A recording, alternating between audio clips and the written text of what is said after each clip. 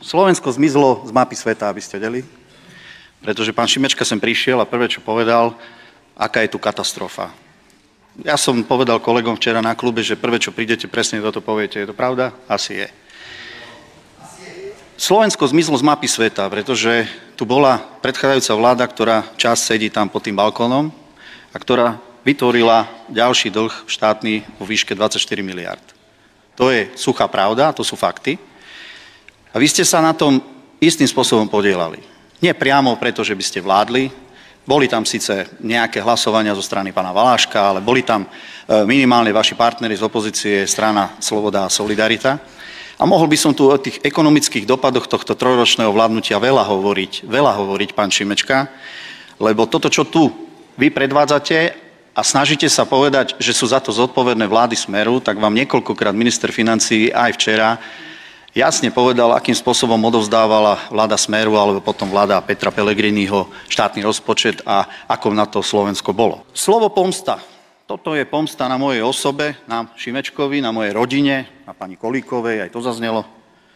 Prosím vás, to, že tu čítame konkrétne údaje z Centrálneho registra zmluv, že hovoríme o výsledkoch, čiastočných výsledkoch auditu Ministerstva spravodlivosti. To je pomsta?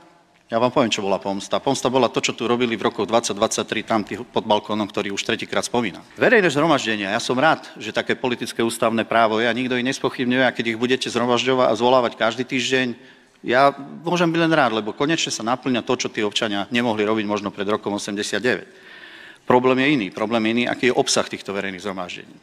Niekoľkokrát tu zaznelo pri faktických poznámkach, že ale však nie sú dôvody na jeho odvolávanie. Toto, čo rozprávame, to je buď vyfabulované, alebo sú to moje, možno nielen moje, ale všetkých navrhovateľov subjektívne závery, ale teda zosobňujem navrhovateľa, tak poviem moje.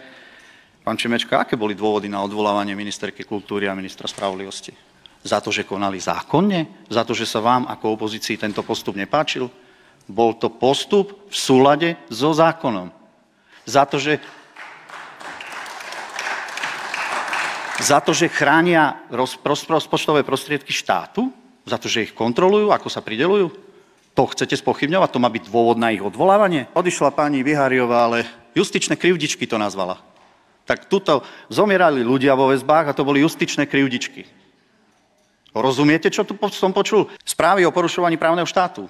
Vidíte, ako sú tvorené. Okrem listov premiéra, súdna rada musela zaujať vážne stanovisko k tomu, ako sa tvorila posledná správa o stave právneho štátu na Slovensku. Tie kapacity, ktoré sú v súdnej rade, jednoznačne povedali, že boli obídené, že ich stanoviska neboli akceptované. Zahladzovali sme konania našich ľudí. Skúste byť raz konkrétni tu na tejto pôde a povedzte mi, ktorých.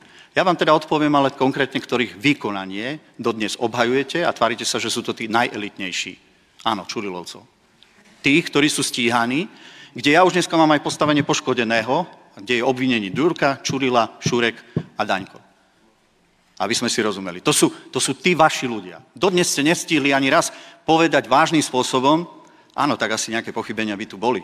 Prečo nevoláte po zriadení špeciálnej a dostatočne veľkej komisie, po čom aj ja volám, či zo strany prokuratúry alebo polície, aby sme sa dozvedeli všetci pravdu. Je to v záujme vás všetkých, nás. Ja budem rád, ak sa dozvieme kompletnú pravdu o tom období. Lebo zodpovední sedia zase tam hore pod balkónom. A pani Kolíková, neodpustili ste si zvyšovanie krádeží ako argument toho, ako Slovensko vyzerá a v dôsledku novely trestného zákona. Tak pani Kolíková, za 8 mesiacov tohto roka poklesla majetková trestná kriminalita v porovnaní s rokom 2023 o 2322 trestných činov. Poklesla. A keď si dáme otázočku, no nie sú to teraz priestupky, tak priestupky poklesli o 2700. Majetkové priestupky. Tak neviem, kde chodíte na tieto bludy, použijem váš výraz, kedy hovoríte o zvýšenej kriminalite. Skúste prísť povedať fakt a číslo.